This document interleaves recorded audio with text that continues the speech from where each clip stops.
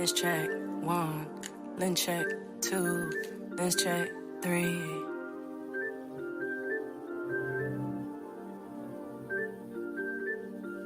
My lens will right, check 1. My lens will right, check 2.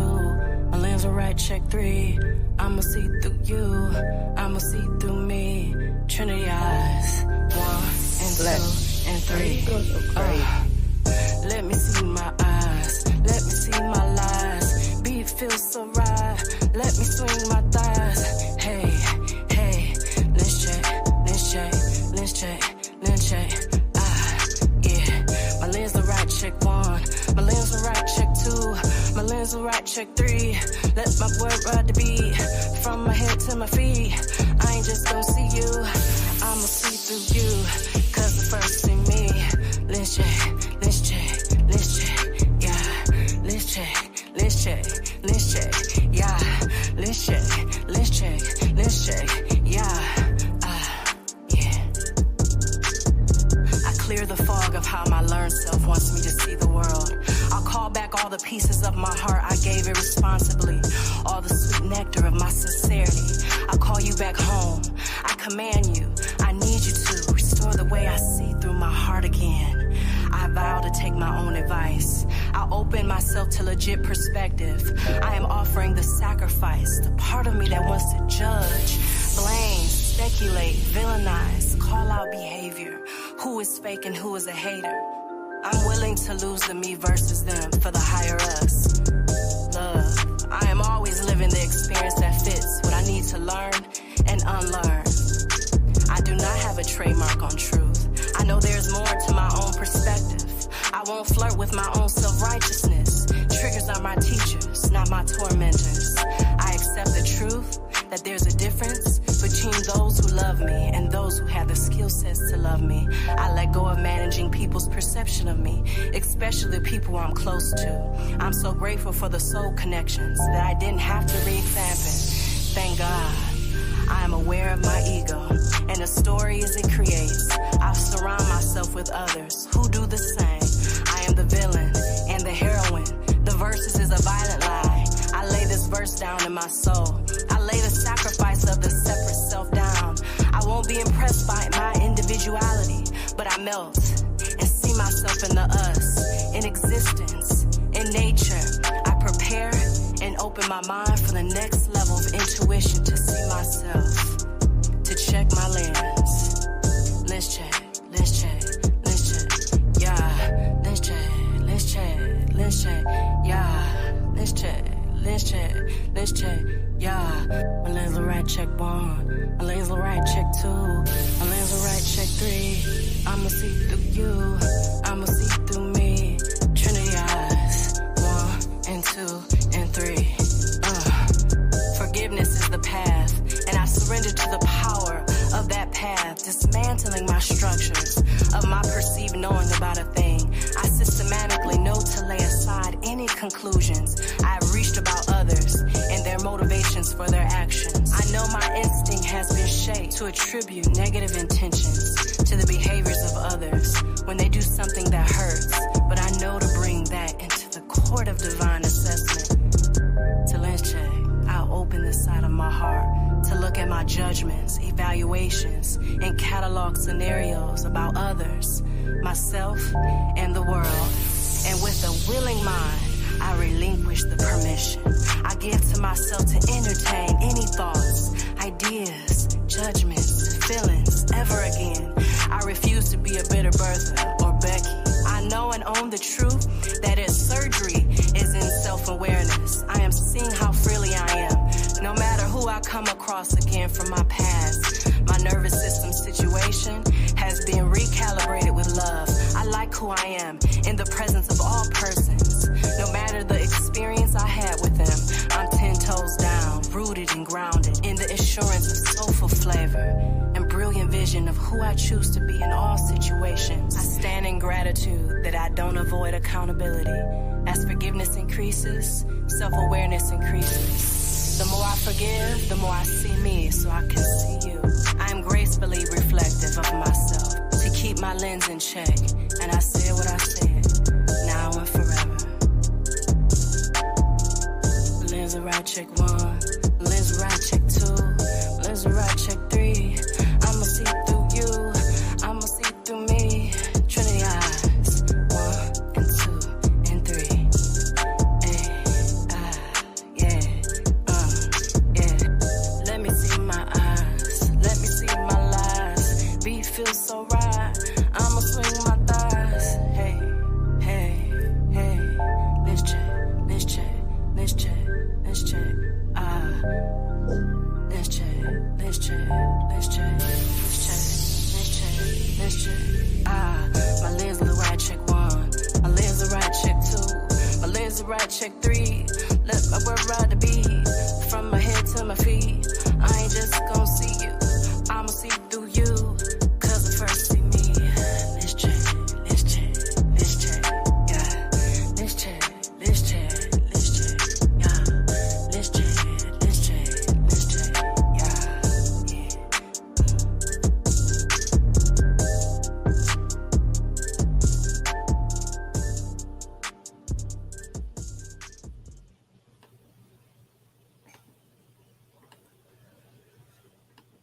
Hello, hello. How is everyone? Don't pick at my voice. Hello, hello. How is everyone doing? How is everyone doing tonight? Hey, Molly Party, how are you? Hey, Mighty Mouse. Welcome, welcome, welcome.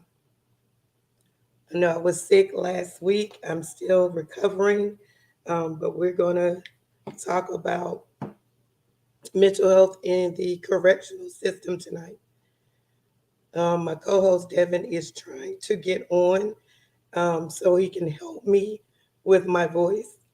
But we have special guests here, and I will bring them up in a minute. But welcome to Team Dopeness. So say it out loud. I wanted to say thank you to everyone that reached out to me to make sure I was okay, checking in to see how I was doing. Bronchitis and asthma is no joke. So um, I thank you all for that. So without further ado, um, I am going to bring up both my guests. Hello, can you hear me? Yes, how are you? We can hear Hi, you. hey, Adam, how are you? Great. I'm great. Good, This is my good. partner. This is my And partner, your Raheem. and your name is I'm who is who? Raheem. Who is who? Who is who? Adam is on the right or on the Raheem. okay. Hey, Yeah. Raheem. Yeah, I see. Okay. So we have Raheem and we have Adam. Adam is on my right. What is it again? Raheem is on my Raheem. yes. Yes. Welcome to Team Dopeness Soul. Um, I know Adam and I have spoken and we worked together before, um, but I wanted to go ahead and bring this to light about mental health in the prison system. So, Adam, if you want to go ahead and introduce yourself. Hello, everyone. I'm Adam Upperman, and this mental health journey is actually kind of new to me. Got experience with it a little bit at the last facility that I was at, and when I got here at this current facility, I met a like mind, brother Raheem, right here, and he has experience with mental health treatment, not really treatment, but awareness and this experience dealing with different scenarios, situations going on behind the wall. And what we are doing just came together collectively to just get some understanding on what needs to be done to bring people up to speed on the actual awareness of how it affects us behind the wall. We know how prevalent it is out there in the world, but it's very, very strong behind this wall as well. And a lot of people might not know how personal it is to us. You know, we have a passion about it, My partner really has a passion about it. And that's how we came to learn that, hey, we get together and put our efforts together, we can really make a difference here where we're at. Absolutely. And Raheem, if you'll introduce yourself. Good evening. My name is Raheem. Um, I'm currently 16 years in on this prison sentence. And throughout this journey, I have experienced mental health behind the wall, and it's so many variations.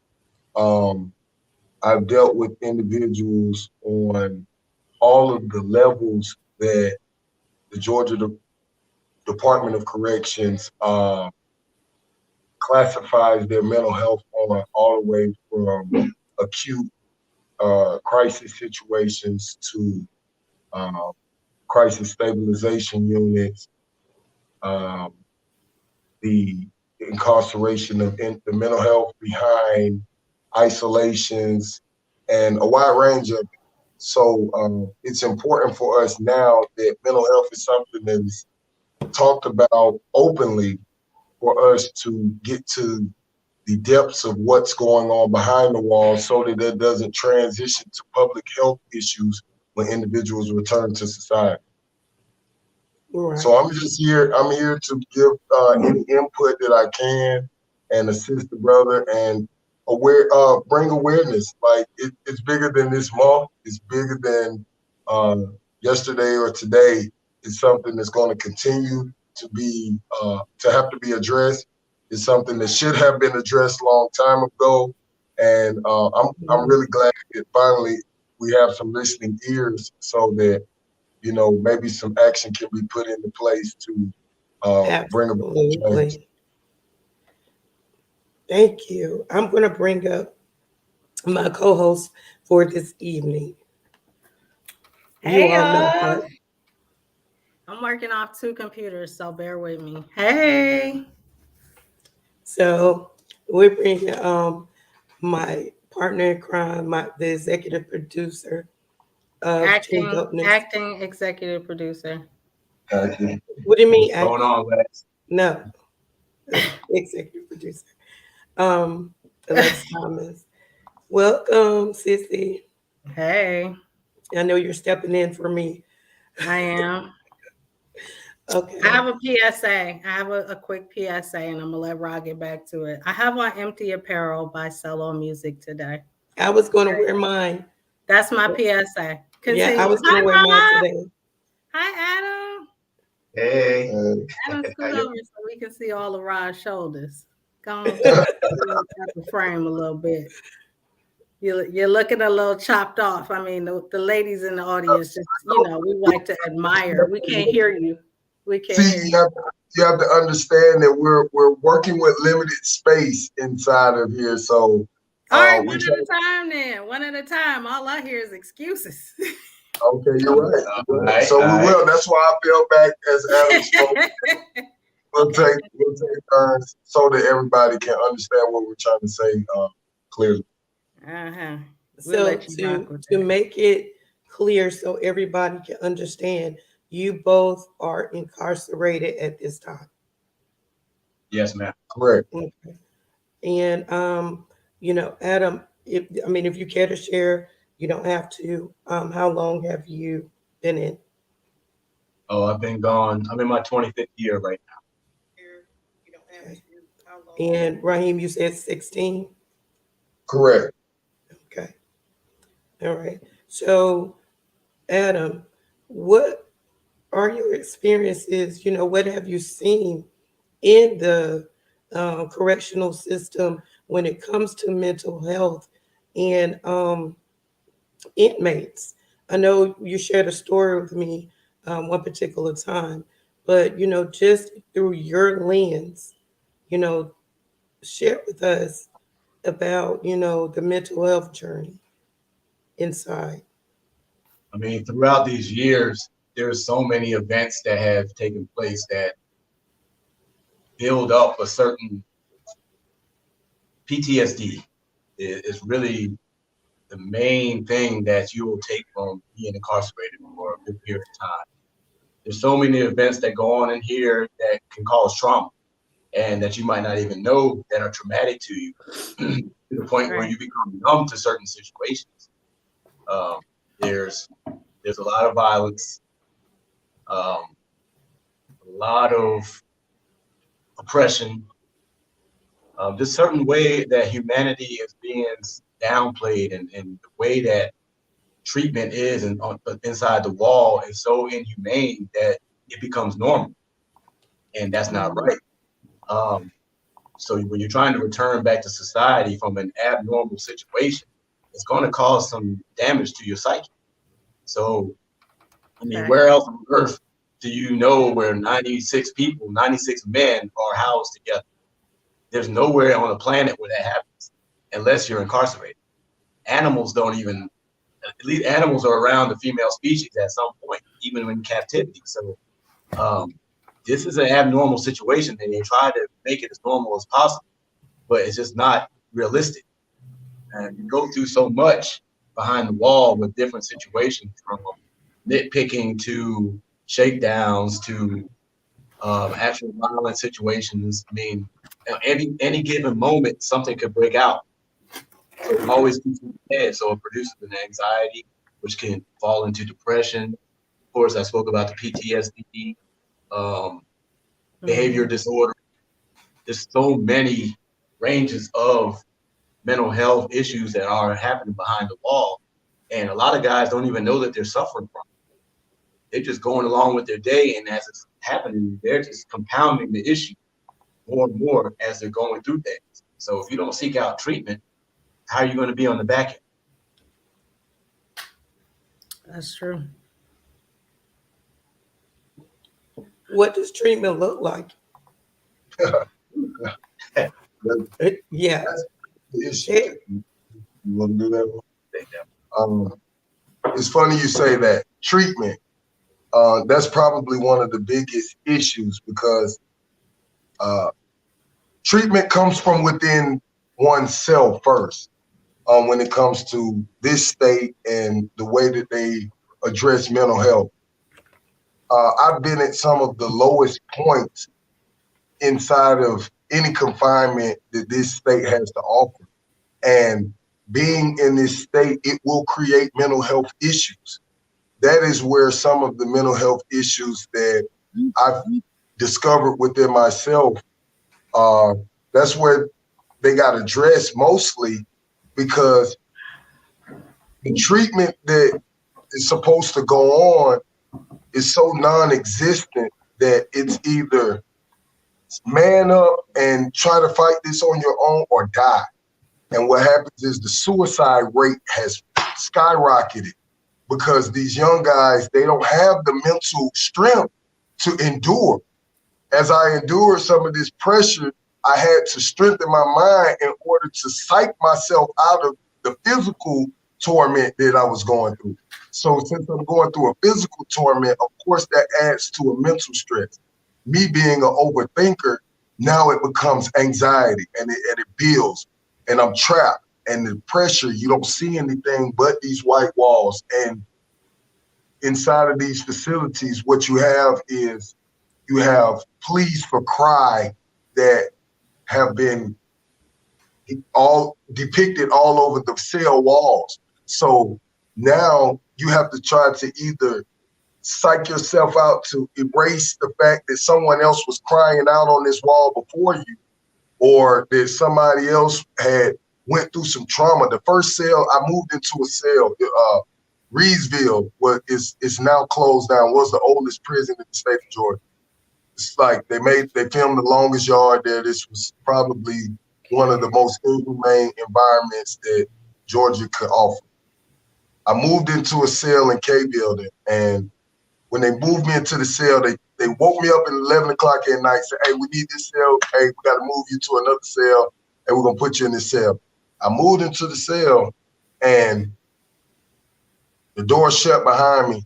And as I examined the room, I saw spots of blood everywhere. So they throw me in the cell in the middle of the night, no cleaning material, It hadn't even been swept out. And the guy before me had cut himself in several spots going through a mental health crisis. So now you have me living in his trauma because I'm like, what was this guy going through as he paced back and forth, waiting for someone to respond to this? At that point, the state had a higher level of staff, so rounds were more frequent. So someone was able to see him in order to get him to a crisis unit before he bled out. Now, the staff shortage is so low that you will bleed out and bleed out some more before someone comes, if anyone comes. So the imperative point here is that we got to focus on how do we treat an individual that has suffered through this physical torment that has scarred him in so many different ways and so many different degrees, compounded with what he was already coming up with throughout his childhood or throughout his youth. They have no solution for isolation. They have no solution for treatment of individuals going through mental health situations in isolation.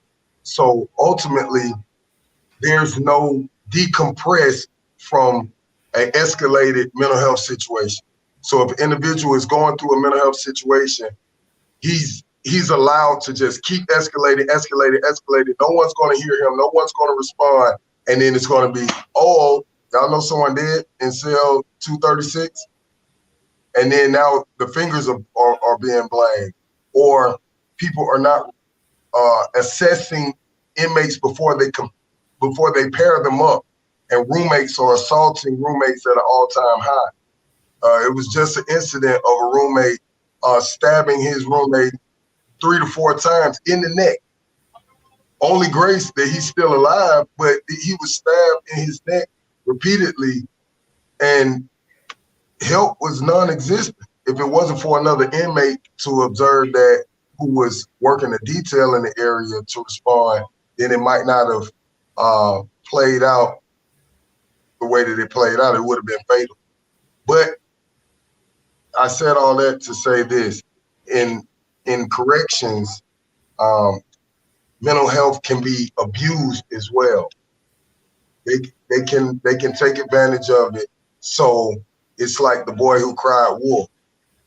Sometimes you have individuals who have been classified as mental health, and they have been classified as mental health for so long, they know the pros and cons, so to speak. So they know that they respond a certain type of way if they see certain type of behavior. And that also is the truth when it comes to serious situations.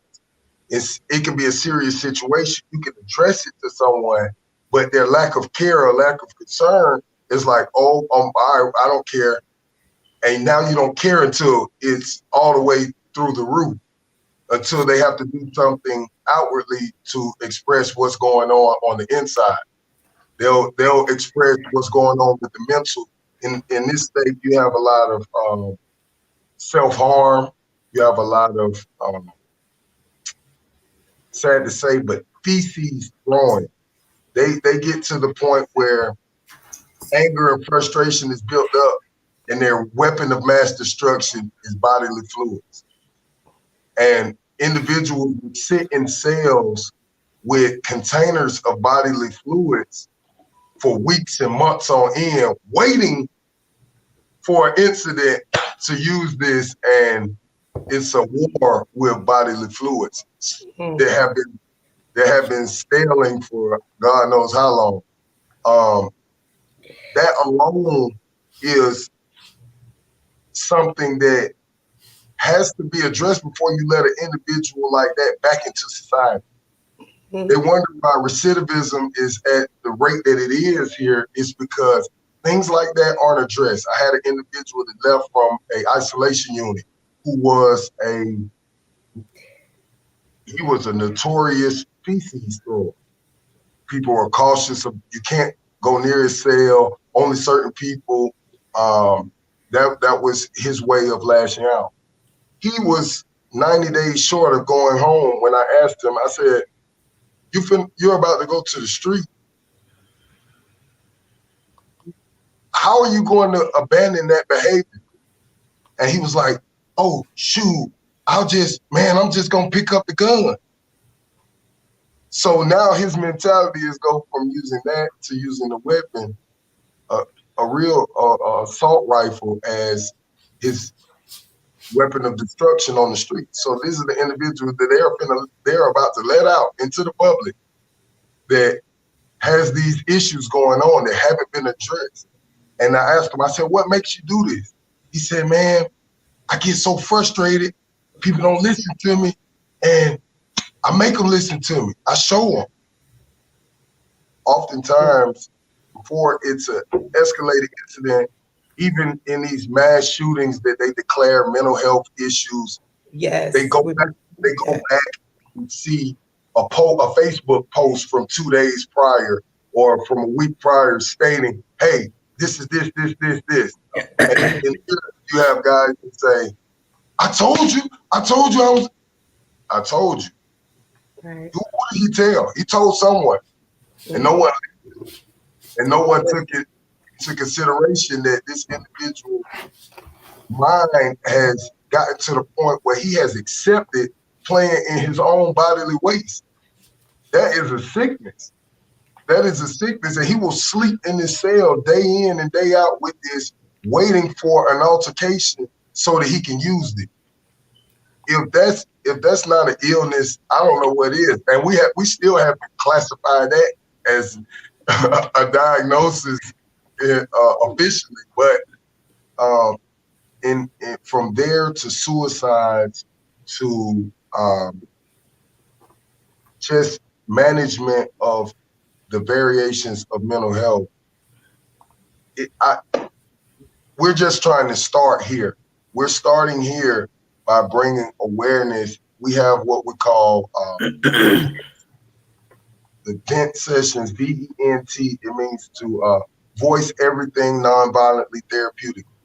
Mm-hmm. And what we do is throughout these seminars, we have mental health seminars throughout the month. In the dorms, individually, I started in previous dorms, and as I moved, I always use that as a foundation to get to know the individuals that you're around and get to know what they're dealing with in an environment where they could potentially be of harm to themselves or to others. So you want to know what this guy is dealing with. This guy is schizophrenic, or he has a paranoia. So what I'm not going to do is I'm not going to approach him a certain type of way in order to trigger him. So our dormitory is ran or managed at a calm median, because we have these type of sessions. We have the mentors in place that listen to individuals in order to kind of push them in their own lane and keep them managed if they need to be managed. The key thing he said, which to your original question, where's the treatment or what does treatment look like? Listen, none of us are clinically certified to help these guys. Hell, a lot of it's been thrown on us with this influx of mental health being ushered into the system. They're running out of facilities to put these people. So the overflow comes into a place like this, and it becomes a political thing too. Like, okay, let's slide them around because we don't want to deal with them over here. There's too many of them over here, so let's slide them over here, and we'll let the level 5 deal with it. But the problem is that when they come through the door, they're not being assessed in the right way. So you got to categorize. You got to know what level you're dealing with. You can't just say, well, hell is one level. It goes all the way up to 5. The 2 are functional, but you have a borderline 2 to 3. And once you get over to the 3 side, you're dealing with a whole nother animal. And then it just goes up from there.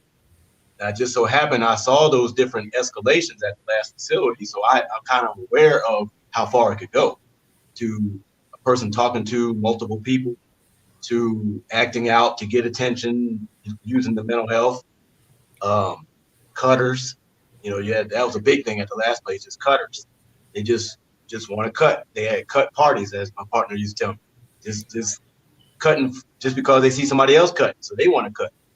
So we have one comment in the chat. DJ Neek said, when I was a correctional officer, mental health inmates had a separate block. Yeah, at one point in time that may have existed, but now, like Adam said, it's been an influx into the system of individuals who they have classified as mental health. You have to understand now the system is filled of 2,000 babies. These children are born in the 2000s or later, and now their brain hasn't developed fully, and it's been abused by narcotics. It's been traumatized by media, the environment, and kids are now, they're not, it's just like he said, they're not being assessed. As they come through a diagnostic process, now, especially after COVID, they have to pump them in the system. We got to go on and get them in because we've been at freeze for so long. The process of really examining them is almost non-existent. It's bag them, weigh them, send them on to the next prison. And once they get to a prison, they're thrown into any dormitory. Here it is. It's a 23-year-old young man. He doesn't show any mental health in his appearance. He's not diagnosed with something that will display a visual. So if he's not displaying a visual, then he's going to come into an environment and then eventually it's going to display. Adam always refers to them as, what do you call them? They're representative. They come in with good representatives. And it's like, oh, okay, he seem all right. And then about 2 weeks from now, things start to really show. And with drugs being something that you will never be able to stop, they get a hold of these drugs and their minds start to unleash a dark side. They call it wigging. They experience these drugs and they wig, and then they go through traumatizing events. And when they come down, they don't realize it. And then they're sitting in the crisis unit or on a strip cell wondering, how did I get here? What's going on? And before you know it, they want the same thing over again. And you gotta you must be out of your mind. Do you know the trip you just took? But they run to these drugs as an escape because the brain works as a sponge. It will absorb everything that's out there. If it's liquid there until it's maxed out, it's gonna absorb it. And look at the things that are being put into their brains at a young age. And then you come into a system like this where violence is at an all-time high, then it's just over and over and over again, a horror movie. Eventually, this horror is going to overflow and come back out. And like he said, you have incidents where they will get together and self-harm, cut themselves until everybody is bleeding in the room. And I've had an incident where a roommate of mine killed himself at another institution. He suffered from mental health issues that no one informed us of. And I just thought he was a cool guy. He was all right. He ran tattoos. I let him move in the room. About 2-3 weeks after he had moved in the room, the incident occurred where he just got up from the TV, went into the room, cut his throat with a box cutter and laid in the bed. And he had, after the fact is when everybody had comments about I knew he had this going on. I knew he had that, but no one brought this to the light until he was laying in the room dead. And I was under investigation about how a dead Caucasian is laying in the room with you. And that's traumatizing in itself for me. Yeah. And so much the depth. It was, how did I get in this situation? And how am I going to get out of it? Now, my anxiety and my mental health status is starting to be affected because I'm being placed in a situation that I really have no answer for. I have no answer for because that was something that he was dealing with. And he decided that it was no more and he took his life. And he's no longer here to explain to anybody. He didn't leave a suicide note. He didn't, the people that he spoke to about these situations, they failed to act. The conversations that I had with some of his close comrades after the fact was, why didn't you say anything before? If you knew he was doing that, why? If you knew he was acting this way and he was speaking in a certain type of way, why didn't you say anything? We could have addressed some of that then instead of being fatal, and now we have to deal with the aftermath. And this state ranks high when it comes to fatalities of suicide behind the walls. It's unbelievable, especially from 2020 to 2022. We were walking by. This is just an isolated incident. We were just in the day room, and you have a mop closet where they clean, and they got cleaning utensils and stuff like that in the mop closet. So we just happened to be walking by, and just so happened it was a quiet day. Kind of odd that sometimes so noisy in the day room in a common area, but this day for some reason it was quiet, and we walk by and we hear this gurgling sound, and this guy, somebody sound like somebody's being choked. So just glancing to the left, you see a guy had put a noose together and hung it from one of the pipes and was trying to take his life. Was hung himself right there in the middle of the day. It was not nighttime. Wasn't nothing hidden. The door was wide open, but he just had enough. Nobody knew that this man was going through anything. He hadn't even been in the dorm long. Maybe a week, 2 weeks. Right. And then this happens. And then, now that becomes traumatizing to everybody who witnessed that. But ask if anybody came around to see how our mental health was. He came to see what that did to us. Right. We just watched this man. In fact, it wasn't even, we had to obtain help on our own. And even after the officer who would just so happened to be walking by the building, we advised her what was going on. We had got him down, and it was just like okay, all right, slide him out here outside, and we'll get somebody for him. No, it was more like, oh yeah, this guy had did this in the hole before they had even put him in our dorm. He had already had an incident like this, right? A previous in the isolation area, so we were never even informed of that. It was just one of those. We just dump him off in the dorm. Y'all look after him. He's in a safe spot because they consider our dorm a safe haven, and then leave him for us to take care of. I got a question. Sure. What is the typical age that you're seeing mental health issues appear, or I should say the youngest? Well, there really is no standard to it. I mean, the youngest we've seen has been under 20. Wow. 20 is because of the drugs. And see, it's the mind altering part to where they don't understand what they're dealing with. So when they're coping with being faced with all this time, right? And I don't even want to put it on the time, because a lot of these young guys that are doing these situations actually don't have a lot of time. Right. That's the ironic part about it. They're not even faced with a whole lot. It's just that they can't deal with what they're dealing with. So they either run to a gang or run to a substance to escape whatever it is that's going on inside of them. Adam, why don't you share the story, if you can, about the gentleman who tried to hang himself out in the open? Mm-hmm.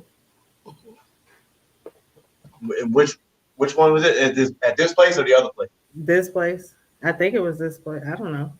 Yeah, you talking about in my closet. Oh, that's what I was talking about. The guy in the mop closet, the situation I just explained about where he was normal. Like we didn't suspect any kind of behavior difference from him walking around the day room. Well, actually, you know what? When you think back on it, he used to pace a lot, Right. but we all do. We all, I'll walk Right. just to get my thoughts together. So we'll walk around the door, but he was no different in that aspect. And he did that to get his mind right. But that's not abnormal behavior in here. So it didn't catch us off guard to say, hey, we need to pull up on Buddy to see what might be going on with him. So we were walking by and just happened to see him in there literally trying to do it. Like he didn't attempt. He was going. Right. He was going. And he was determined to go. He wasn't looking around trying to get somebody to save him, because you do have those, you have fakers too. And see, that's the hard part about determining whether mental health is legit or if it's just a crutch to get attention. And now that they found out that you can do this to get attention, especially it was real prevalent at my last place, real prevalent there. Not as much here, but there, they were doing a lot of incidents just to get attention or to get somebody to cater to them. So they were using their episodes to gain favor. Right. Why don't we debunk some myths? You know, you always hear about people, even a cartoon like Boondocks, making fun of the booty bandits and all of that. Yeah. Where does homosexuality, how does it play out? Not as a major issue now as it used to be earlier in time. Ronnie's not too far behind me in the time. So we've both probably experienced facilities where it was running rampant.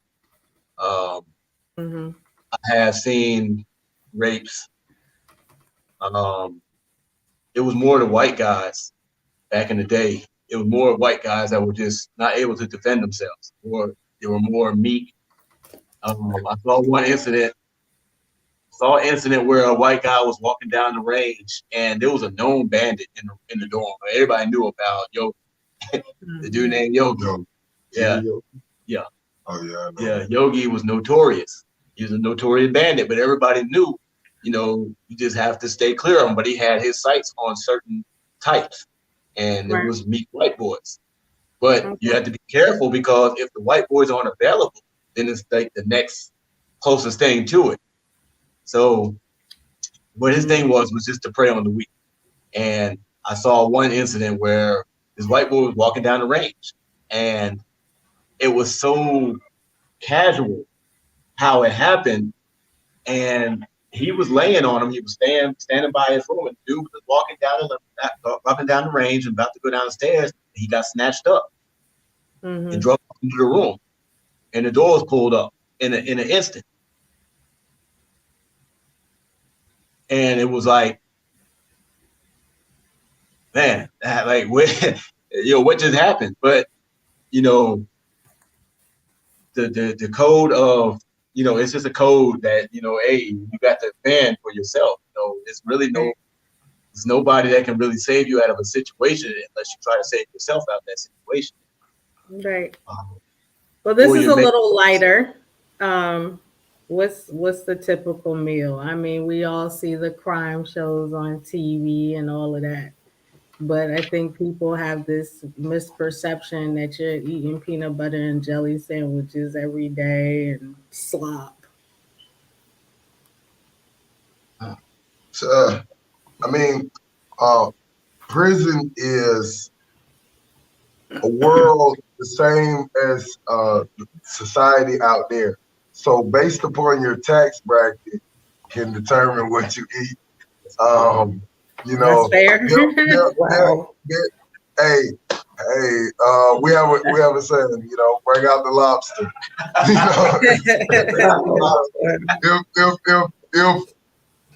If but standard upon nutritional guidelines, I guess they fall within in the means peanut butter and jelly sandwiches do exist. They do exist inside of here. On the weekends, they no longer feed 3 times a day meals. So the meal during COVID, they did bring back the middle meal, which was the lunch meal, and provided sandwiches. But I wish I could show you a video of how that transpires. And it's 96 individuals in the dorm. They come down. It may not even be 96 sandwiches for this dorm prepared. It may be 86 or 90, something like that. It's going to be a short number. Another offender is going to bring them in. It's going to place them on the table, and it's going to be dog eat dog until the last one. So if you don't make it, you don't make it. If you make it and somebody got 5 and you can't get you one, hey, you have to wait till dinner time and go receive the tray. So it becomes hard on individuals. Back to the question that you asked about the homosexuality and sexual assault. I've been to the worst prisons that this state have to offer, pretty much all of them, right? The homosexuality now is pretty much the same as it is on the street. It's more consensual than it is being forced upon individuals. Of course, you have those isolated cases where it's being forced upon. One of the worst ones I came in close contact with was a white guy was being sexually assaulted at a prison. I worked in the infirmary or the mental health unit of another prison that often received other inmates from other prisons to be evaluated. So if an inmate would go through a mental health situation at one prison that did not have mental health staff, they would transfer him to the prison that I was at to be evaluated for a short period of time. So they would live on a unit. So I spoke to this individual. He was a white guy, and he was going through a case where he was being sexually oppressed by a roommate. And the officers at that prison didn't want to hear it, and they kept forcing him into that room. They kept saying, "Oh, you're going to go to your assigned room," and he telling them like, "Look, my roommate, he keeps, making these advances on me. He really had him in servitude, like a real slave." And he was like, "I got to get out of there, and the only way for me to get out of there is to go mental health. I have to get completely away from that prison. Since that prison doesn't have mental health services, then he was willing to go to the extreme. I think he took some pills and attempted a hanging situation. So he was sent there for evaluation. They placed him on a mental health caseload, but they did not inform him that they was placing him on the mental health caseload. And sometimes, and this is the sad part, because they're playing the psych game with them to see if they really are going through some mental health issues. Right. So they're not telling him, okay, we're placing you on the caseload and you will be placed at a facility that has mental health services. So they just put him on transport list. So now he's being transported back away from that prison. In his mind, he's thinking he's going back to the prison that he came from. So it was traumatizing.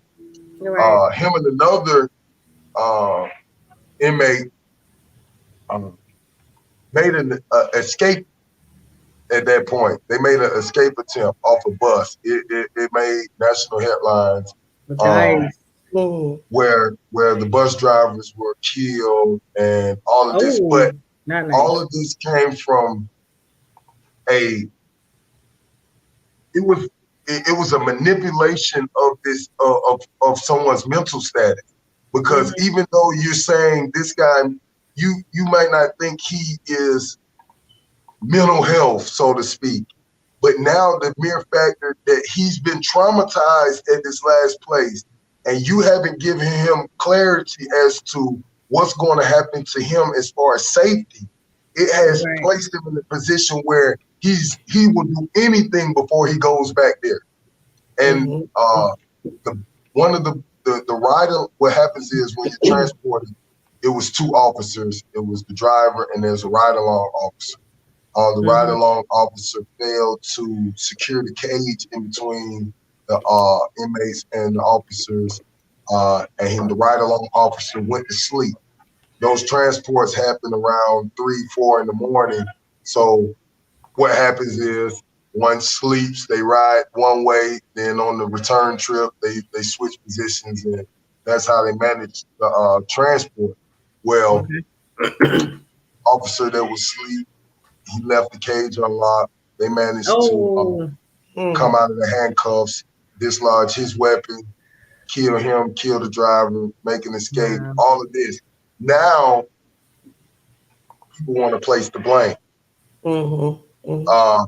I had to hear conversations between the higher ups, the wardens, the administration about whose fault. People got fired, people placed the blame, people did this, people did that, but people didn't listen in the beginning. I knew that that was a dangerous situation to even try to send him back there, not only because of what he might do, but what was going to happen to him. Because if you would have sent him back, then he probably would have continued to be sexually assaulted. He would have continued to go through that trauma. And knowing that if you place a person in the corner, they're either going to fold up or they're going to try their best to come up out of that corner. So the officers' lives were taken at the hands of mental health neglect. And then they want to say, oh, it's a mental health issue, it's a mental health issue. Yeah, but it was a mental health issue that was displayed, was placed in front of you, that you neglected to see, you pushed to the side, you placed on someone else. They push the paperwork around on a lot of different people. Oh, send them here, send them there, send them this, but nobody addressing it. And then boom, and then that becomes someone else's problem. And then ultimately it becomes a public problem because now their issue have gone outside of the prison walls to society because that affected two people's families, those officers' families that suffered. But I said all that to say that, yeah, the sexual assaults, they do occur.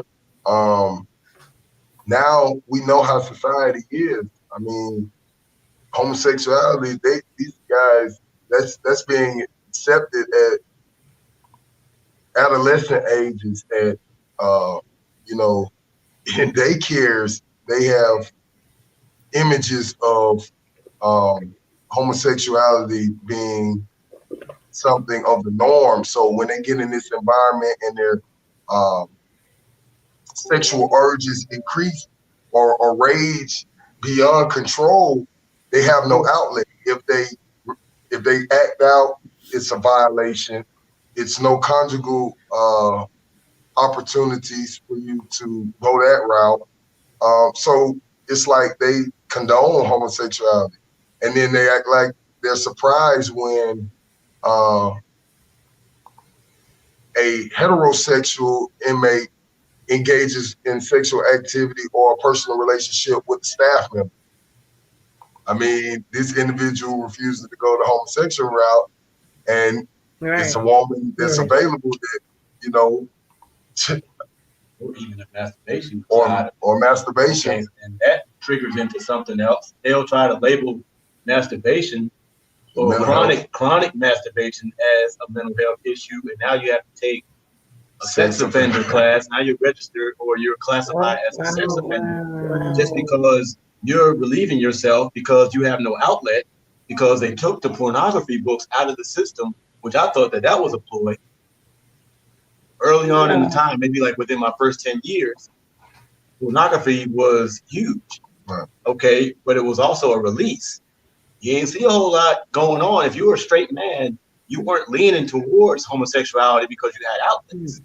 Right. But now, then they did a whole roundup. It took them about a year or so, but they did a whole roundup and it took all the pornography out of the system. Like you would literally get reprimanded for having any kind of pornographic material. Even on the tablet. Yeah. In fact, I got written up. But, just having anything that displays, and that was my defense when I had got a write-up for having pornographic material. And I said, what do y'all expect? I said, I'm a straight man. And I've been gone for a minute. So yeah, I'm going to relieve myself in the best way that I know how. But you're going to punish me for that. And I'm doing this in the privacy. I'm not even doing it in the way that where you guys would see it as exposure. Because that was the big thing where guys were exposing themselves to correctional officers, manipulating themselves into thinking that the correctional officers were volunteering it and wanted to see it. So that becomes a whole delusion too. Oh yeah, that becomes a mental health issue. We had a whole phase at one point where they were actually thinking that this is what was acceptable and get mad if the female didn't reciprocate or didn't respond back in the way that they wanted to. And they would get written up for exposure, which again, once you have too many of those on your record, then now you are classified and wheeled into this sex offender lane, and that sticks with you forever. Right. Dang. So the system, when people say the system is built to keep you in, it definitely sounds like it. So we're going to do something light. I have one more question. Okay, she has another question. Excuse my voice. Okay, that's why you don't need to be talking. I know. Okay, but I have one question. Adam, you and I talked about the counselors in, where you are, and what does that look like? Counselors to inmates when it comes to mental health. Oh, the ratio, you mean? Mm-hmm. I mean, we only have 3. We have 3 certified mental health counselors to an inmate population of over 1,100. 3. How many? Over how many? 3. Just 3. Yeah. That's all. Yeah. Just 3. What's the population? And what is 1,100? So that means there's a lot of guys. I mean, if we hadn't had this mental health awareness month, and this is what we're doing now, just so y'all can see. I don't know if y'all can see this, but all month we've been doing these programs. This awareness to let these guys who are here know that, hey, there's issues out there that you might not even know that you have. But just for you listening to us explain about what mental health is has opened up so many doors over the last 2 weeks. We're on our 3rd week. We're actually doing our 3rd program tomorrow. And we have one more next week to end the month. But it has been received so well that we're probably going to end up continuing this on. But we just really broke ground. But it should have been done well before this. I'm glad it fell into our lap because Raheem and myself are very passionate about this because the counselors do need help. They're not around these guys 24/7. So there's no one to assess this behavior late at night. There's no one to assess this behavior that's going on behind the isolation doors from when you have the orderlies over there who are dealing with situations. There's no one to relay this information to the counselors. They just see the incident and then just go about their way. So by us being in place to say, look, we're going to take this on and we're going to look into this and we're going to be receptive to what these guys are going through. We're going to listen to them, and we're working hand in hand with the 3 counselors that they do have. And hopefully this will open the door to gain some more support. Sounds good. Thank you for sharing that. Anything else you guys want to share before we play the game? Anything else you want to know? I see your wheels turning, Miss Jackson. I got questions. We're going to play I Got Questions. All right, cool. We got answers. So it's a fun game. It's a creative game. I'm going to pull up an oldie but goodie. So Thanksgiving time, right? Right before Thanksgiving. Can I play? If you were a turkey at a farm, how would you want to die? Would you want to be Oh, cooked? I'm going back on mute on that one. Would you fight for your life? Like if you were a turkey and you see all these two-legged creatures looking at you, and then you notice that they pick up your homie on the other side of the pen and wrangle his neck, how would you want to go?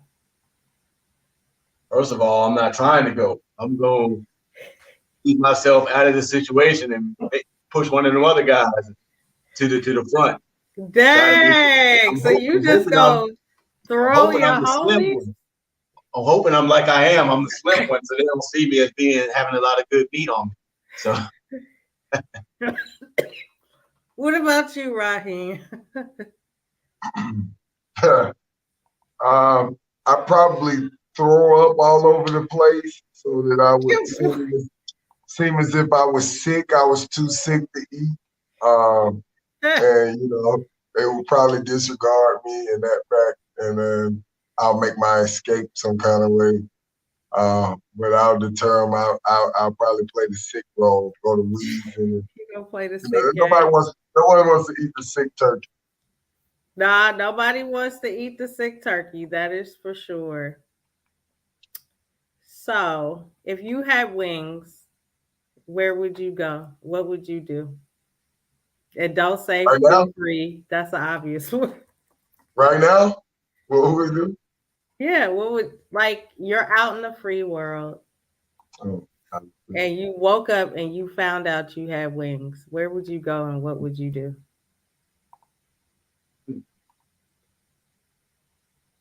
I don't know. I think at first I just want to test drive, figure out how they work. Okay. And then fly as far as I can fly. Just a different perspective on the world because it looks different from up top. Then I want to see how high I can go. What about you, Raheem?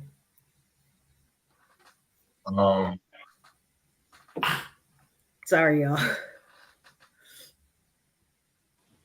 I probably would go somewhere where the scenery was nice. Probably get away from other humans because I would probably be on some paranoid stuff. Thinking I'm about to do this. Wrong answer. You were supposed to say go straight to Mecca. I don't think I would fly over there. I feel you. I was scared of people, but having wings, that's crazy. James Patterson has a book. Well, it's a series of books, but it starts with kids that have wings, Lake House and Maximum Ride and all of that series. And I always ask myself, what would I do if I had wings? My main thing would be, how could I make this be a benefit instead of me being a target? Because now it would kind of be like you would be a target because either people would be trying to attack you or you would be some type of circus act or, so that's I would try to find me some seclusion and figure out a way that I can use this benefit without it being criminally related because quite naturally, if I got wings, I can get somewhere quick. It's funny. That's true. Because watching, I'm a real big superhero guy, X-Men, all that type of stuff. I love all that. So having special powers is like my thing, So it's always when you're a kid, that's all you ever dreamed about. So I watched one of the X-Men where the guy who was flying, he it showed how he learned that he had wings. And as a boy, he didn't want to be the freak at school because he didn't know how to control his wings. They would just sprout out at different times and he was always laughed at or, ridiculed for having a special power. And he got caught in the bathroom trying to cut his wings off. His dad called him in there and he had to talk with him about encouraging him to embrace his power. Embrace his being special as not actually special, but actually a gift. Roz Brooklyn has a good one. Can you be afraid of flying if you have wings? We got questions. No, I'm afraid of heights, so it might do something to me, but I'll learn. You ain't going far, huh? Well, I'll get used to it. See, I would love to experience the flying. My fear would come in being able to control landings and being able to control, coming down from those altitudes without it, causing harm. Because it's easy to go up, but you talk about coming down and managing coming down, that's a whole different ballgame. All right, I got a hypothetical one. Let's say somebody comes up, they offer you $25 million to slap your mom. Oh, Lord. No, slap grandma. I'm going to say slap grandma. Are you going to slap grandma? Can I tell her first? Huh? Can I tell her first? No. Random slappage. Hey, man. I'm sorry, grandma, but dang, Adam, grandma is getting them back. Grandma, I'm firing all kind of stuff though. I'm firing everything, and she's gonna forget about that slap. Now, if grandma got $26 million in her will for me, then I might hold off on the slap. If it ain't 26 million in the will, then I'm gonna take the 25 right now, and I'm gonna have to explain that later on. That's it. I can deal with you being mad for a few years. That's probably what's gonna be. It's gonna be a few years. My second mother is in the chat. My mumsy, Queens girl. Everybody say hi to my mommy. She is also DJ Alizé's mommy. Okay. She said, "Slap her, please." And that's where I kind of got the question from, because I was like, "When I slap Mama J, I'm not crazy. She might actually knock me out, but she might actually let me do it. But I don't know if I could. I'm scared of her." Even if you get knocked out, you're waking up $25 million richer. So hey, that's it. I'll take the knockout. No, but like, she a Caribbean woman. It's scary. This is not like, this is moms and grandma. But we have enough to make your life so much better after this slap. This slap, you'll be willing to turn the other cheek and get slapped again. The soul says slap or be slapped. No. Grandma would heal with a Hermes purse. DJ D said, damn, Miss Riz is slapping grandma. Hey, man. Yeah. Grandma gonna get it. Wait, Sir said how hard. Hi, SNS. So we got to take a minute and thank everybody who's in here. Mighty Mouse, I see you. Thank you for answering the Discord shout. SNS, Sirs the Soul. Who else is in here? Rozzy, Molly Party, DJ Neek, Madam Riz. SNS is our sister from Canada. Okay. Hey, Molly Party. Mish, who is the chef extraordinaire. Adam, you know who she is. Yeah. DJ Tank is in here. Hey, Tank. And if I forgot you, it's because I didn't scroll up enough. But DJ Diamond Lee was in here earlier. Fran is here. Everybody follow Fran. Everybody follow Miss Riz. Man, Alizé didn't show up. Alizé is definitely in the chat. Mm-hmm. He waving at you. He's in the chat. My dude. Yes, that is. I'll tell you who it is later. DJ I Am One, thank you for coming in. Everybody, please follow DJ I Am One. Follow DJ Neek. Follow everybody with DJ spelled out or in their name. And if you are a streamer and you would like a follow, please drop a 1 in the chat. Anybody have any other questions? Anybody ever wonder anything else? Because we're going to move on. We're going to wrap up very soon. We're not going to hold these gentlemen, but One last question. Music genre. What's your favorite and why?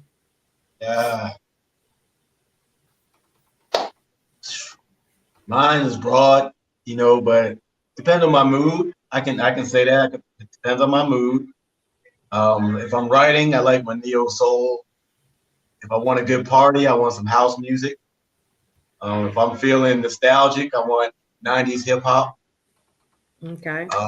If I'm on mellow, chill mode, I want jazz.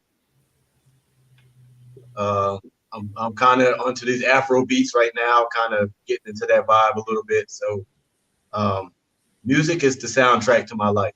So um, it's gonna flow as my chapters go. And before I get in trouble, my brother Alize is in the chat again.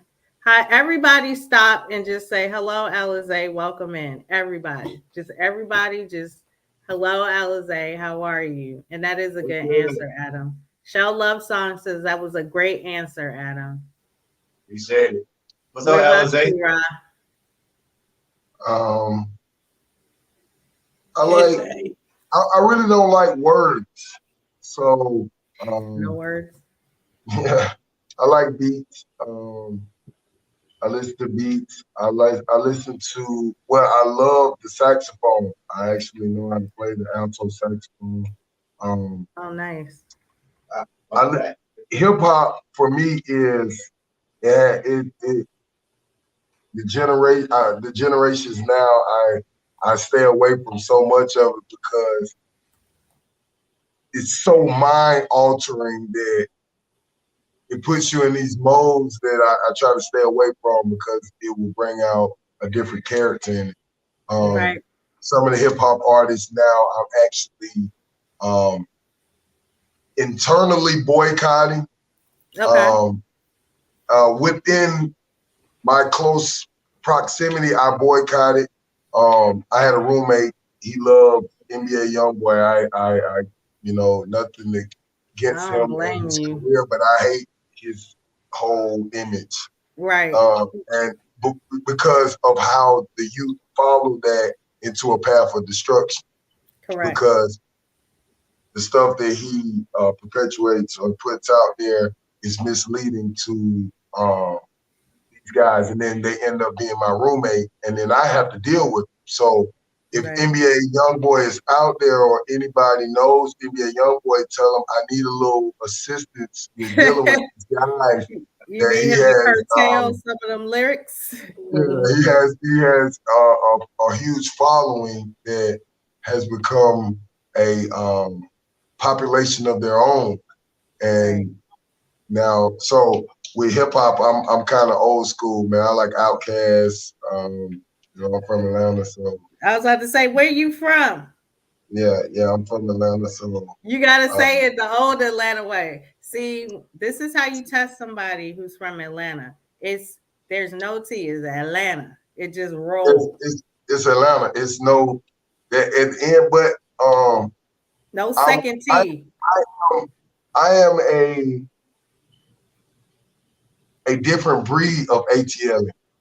So what I mean by that is you have two types of Atlanta, ATLian. You have the one that is the outward display of ATL shouting, and then you have the one that embraces the international culture of Atlanta. See, Okay.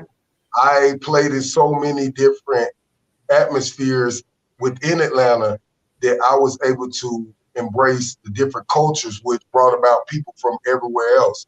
If Right. you know Atlanta, you know it's a melting pot for people from everywhere else. So either Correct. you're in that circle or you're confined to your neighborhood, and that's that ATL shouting. I'm from this hood. I'm from Like that the hood. bluff in Southwest Atlanta and what used to be old Atlanta. But I have a question. They have a question in the chat. Stirs the Yep. Soul wanted to ask, is there anything that we would be surprised inmates taking interest in, particularly something that temporarily diverts them from their present condition and circumstances? Sewing. Wow. Oh, yeah. Yeah, we have some amazing tailors and fashion designers. It's some of the things have even gone viral on the internet, which you have to be mindful of, because sometimes that can stir out of control with social media. But their expression through fashion, these guys, the way the clothes are manufactured from the state do not coincide with the fashion of society. So when you have the young guys that are coming in and they like skinny jeans, I wish we could take you out there now. I'm pretty sure there's someone out there right now altering some pants. And I had a roommate that was, I mean, he would come up with so many different creative designs that you wouldn't even actually know that was the same uniform sometimes. And but that was a way for them to express not only a talent, but their swag, their fashion. So yeah, sewing is something that I see. I don't know about. My mumsy asked, "What about crocheting?" Not so much. They're not really making blankets or. I'm about to say, Baba, they ain't got no tools for that. Yeah. I mean, now we're not going to say they don't have tools for it, but the need for the crocheted finished product is not at a high demand.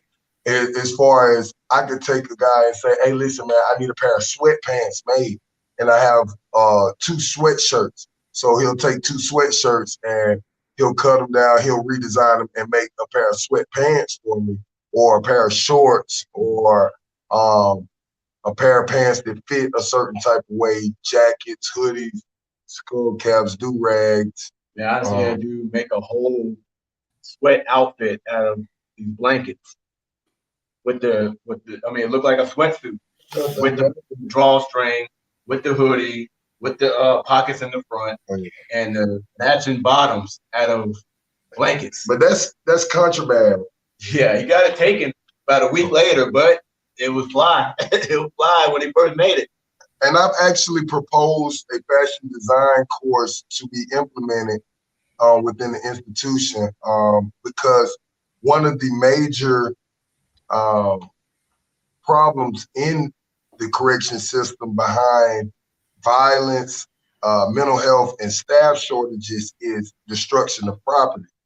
The next will be destruction of property, and they consider those uniforms, the altering of the uniforms, to be destruction of property. So I propose the fact that all of the property at the factories where they press these clothes and they manufacture them on the normal, they discard a lot of damaged property or misprinted property. If we could get that and that would be raw material for the guys to utilize in a damaging their issued uniforms, that would actually be creating something out of damaged goods. But right now that's in the works, and we have to go around security and their say so. I'll give you the proper term for it offline. It's called upcycling. But fellas, we're about to wrap up. Is there one last thing you want to share?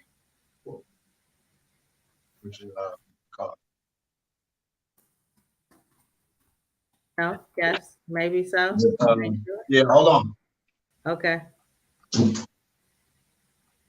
But this, we just want to leave y'all with a quote my partner Raheem created, and it's actually going viral. But it's just something inspirational. We try to inspire each individual that we encounter to create a positive change, or to start making a change. So we have these cards that we pass around, and we're trying to give to each individual that we come across. And on the card it says, if we are committed to making a change, we must first recognize the 4 seasons, or the 4 reasons in which people change. First, when we hurt enough that we're forced to. Second, when we see enough that we're inspired to. Third, when we learn enough that we want to. And fourth, that when we receive enough that we're able to. So we try to